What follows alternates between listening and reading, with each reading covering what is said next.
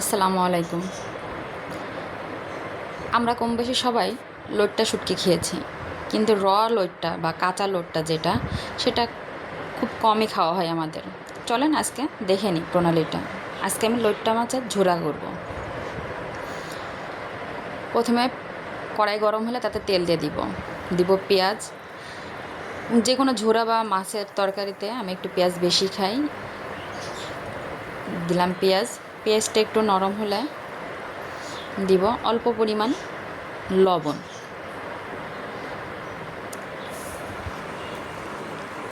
এই মাছে লবণের পরিমাণ কম দিতে হবে, কারণ লইট্টা মাছ সামুদ্রিক মাছ। সামুদ্রিক যে কোনো মাছে লবণ কম দিতে হয়, কারণ সামুদ্রিক মাছে লবণ বেশি থাকে। দিব রসুন পেস্ট, দিব শুকনো মরিচ ও জিরা পেস্ট। এটা একটু ভাজা ভাজা করব যাতে রসুনের গন্ধটা চলে যায়।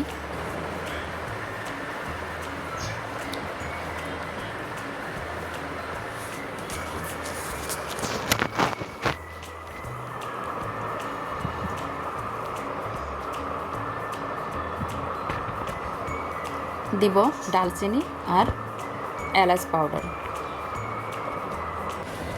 এরপর অ্যাড করব লবঙ্গ, গোলমরিচ। লবঙ্গ গোলমরিচ দিলে যে কোনো মাছ মাংসের গন্ধটা দূর হয়ে যায়। এবার দিব অল্প একটু গরম পানি মশলাটা কষানোর জন্য।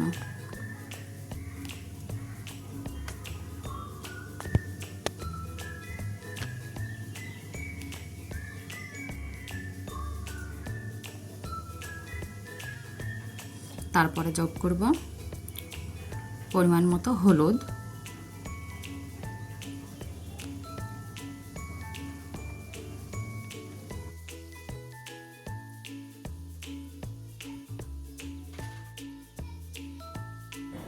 আমার মশলা কষানো হয়ে গেছে। এ পর্যায়ে আমি আগে থেকে কেটে ধুয়ে পানি ঝরিয়ে রাখা লইট্টা মাছ দিয়ে দিব।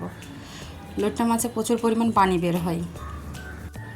যেহেতু লইট্টা মাছে প্রচুর পরিমাণ পানি বের হয়, এ রান্না করতে এক্সট্রা করে কোনো পানির প্রয়োজন হবে না।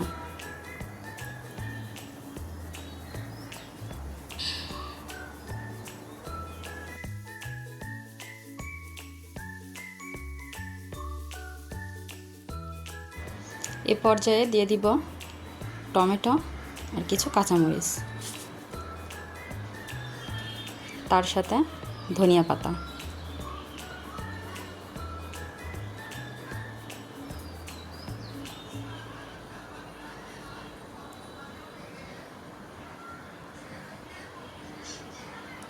এখন মাছটা আমি ভেঙে দিব।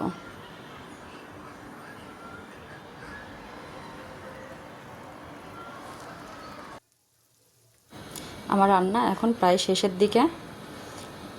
এই পর্যায়ে আমি ভেজে রাখা জিরা পাউডার অ্যাড করব।